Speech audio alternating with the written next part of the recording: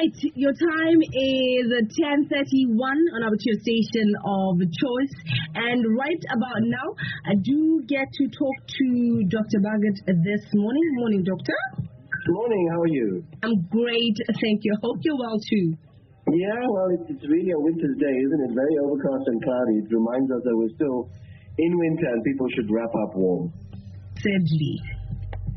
So today we're going to be talking about the launch of a new series, and we're chatting about what is potentially going to be an exciting series. It's called the Broken Body series, which really is a series that some listeners have heard before on another station. We've moved it to a bigger, brighter station like yours, and we're going to be talking about why the body is broken and what causes this broken body. You know, many of the conditions that we see, and particularly as somebody who deals with heart disease, we see a lot of diseases that unfortunately are caused by lifestyle issues. And you know, the honest truth is that a lot of what we're going to say on this series of the broken body are things that people have heard before. You know, that you need to exercise, you need to eat better, you need to sleep better, you need to cut out some of those addictions, and nurture some of your most important relationships. But sometimes, as you know, what is common sense is not common practice.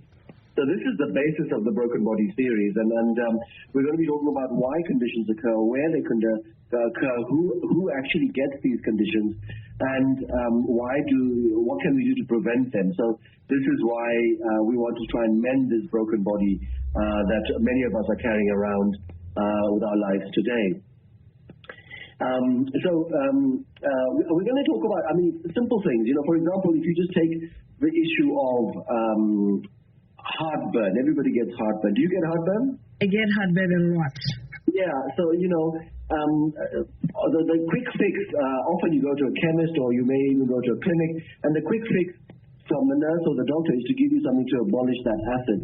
Yes. And what we're trying to do on this is to say, no, just go upstream. What has actually caused this heartburn, and how can I prevent the heartburn rather than how do I treat the heartburn? So when you go to your clinic or your nurse or your doctor or your hospital, don't ask, Naka, can I get something to take for this? Ask, why is it occurring? Because that's the more important question, so that you make sure it doesn't happen again. And just take the example of heartburn. Heartburn, the commonest cause of heartburn amongst people out there is that they're eating a lot of crappy food. You know, we're talking about boroto, we're talking about palachi, we're talking about fresh chips, we're talking about pastas, we're talking about the things that I'm sure you're eating as well. And those things are highly processed starches or carbohydrates. And when you do that, the stomach reacts. You know, a lot of processed starch, for example, palachi, is just basically pure sugar. The body manufactures acid in the stomach, and that acid overflows up into the gullet, where you get this burning, rising, or it goes into your lower intestines, and the stomach just begins to cramp and to bloat and to feel unwell. And so, of course, you can take a Gaviscon or an antacid or some pill to block the acid. But that's not a good idea. A better idea, a more elegant idea, is to say, okay, can I stop these things? Can I reduce these things? Can I change what I'm eating to prevent that heartburn? And that, to me, is a much better solution. And that's what we call in medicine today functional medicine, or integrated or holistic medicine, rather than just getting a prescription. Everybody who's listening out there has the experience where you walk into a doctor's room and before you even sat down, the doctor is writing a prescription. Yes. And that's not good, because, you know, the doctor, she needs to ask, you know, why are you here? What are you here for? What is your family history? What have you eaten? So that we begin to understand what is wrong with you. And this over-the-counter approach, where we write you a script and then just go and, you know, fill this prescription, is not a good idea. And that's the purpose of the Broken Body series. Another classic example is somebody who gets chest pain, you know, and particularly this on the left side, the commonest idea. If you get a chest pain on the left, what is your thinking? Chest pain on my left.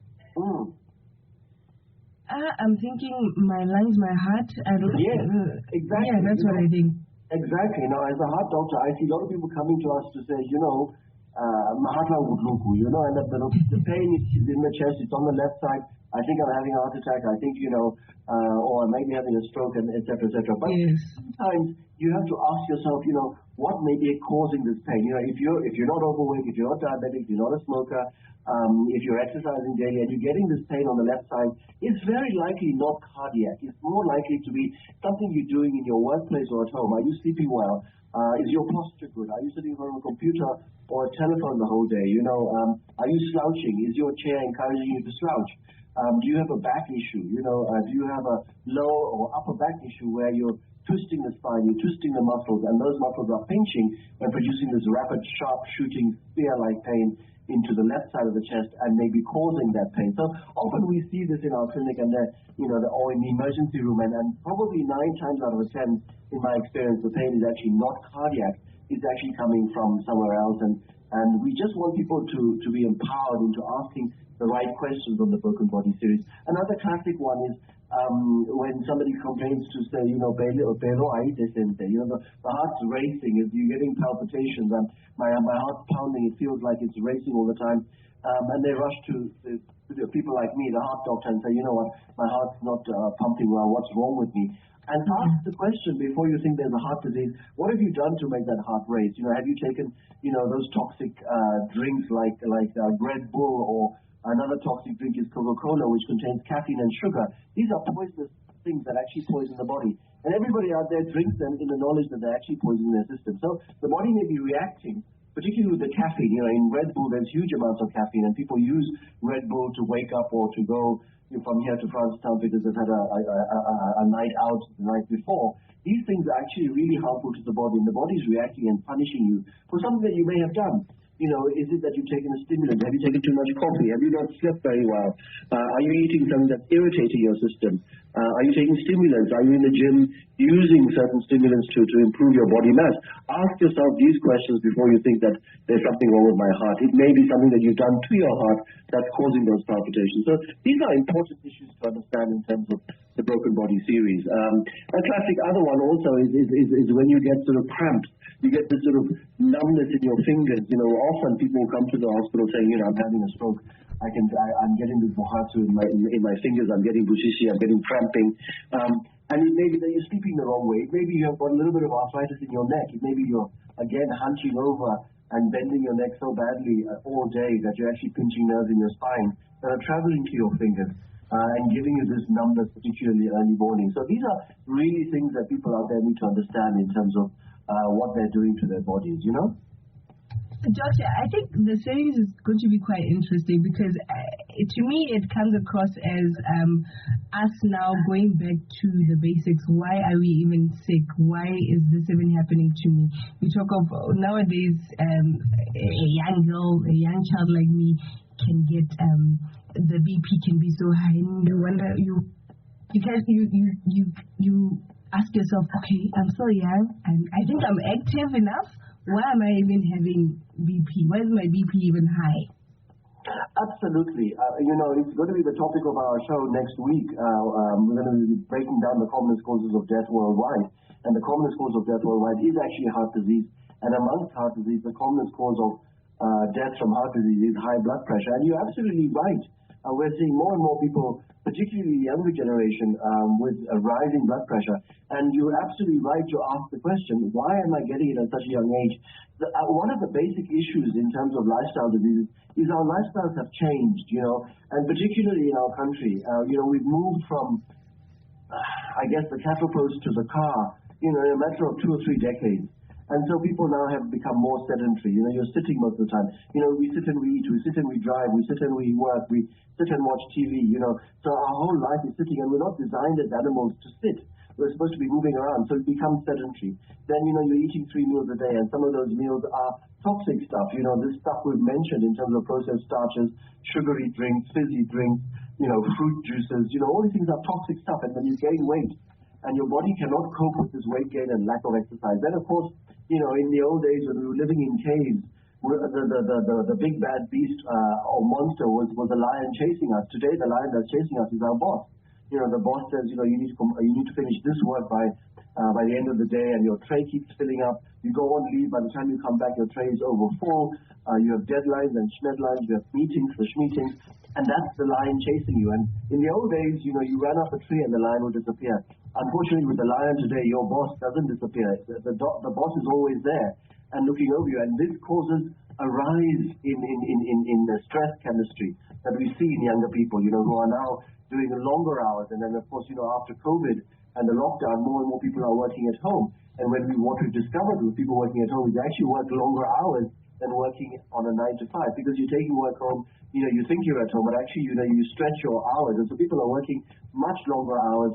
They have longer deadlines, they have bills to meet. You've got a mortgage, you've got, bills that are going up, food prices going up, electricity going up. So these are the stress chemicals that are going on in our younger generation.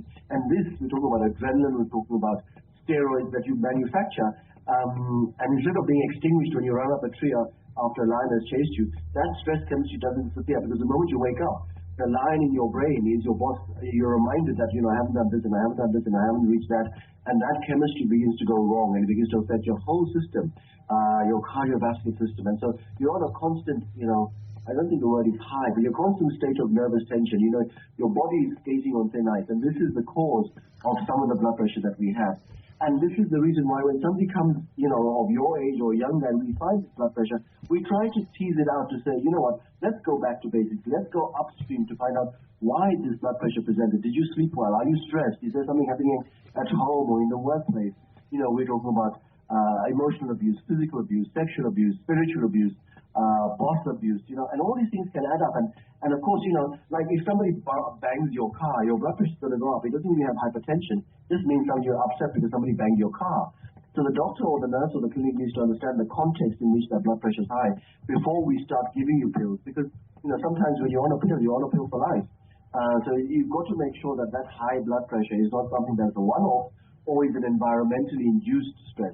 Sometimes you can't get rid of that stress, but, it's important to understand the context in which the heartburn or the palpitations, or in this case, the high blood pressure begins to present itself. You know what I mean?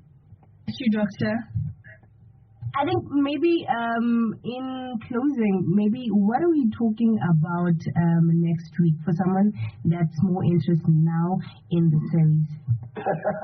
So next week we're going to start breaking down all these lifestyle diseases, and the lifestyle disease that is topmost in my mind, not because I'm a heart doctor, but because it is the commonest cause of hospital admission, death, and morbidity, which basically means sickness worldwide, and that's heart disease. So we're going to talk about heart disease. Why does it occur? Who does it occur to? Is our country the same as the rest of the world in the rise in the heart disease? And how do we prevent it before it actually begins to occur? Right. Any last words? That's it. We'll look forward to seeing you next week. Thank you so much, Doctor. Till next week. Bye. All right. It's 10:44 now to your station of choice in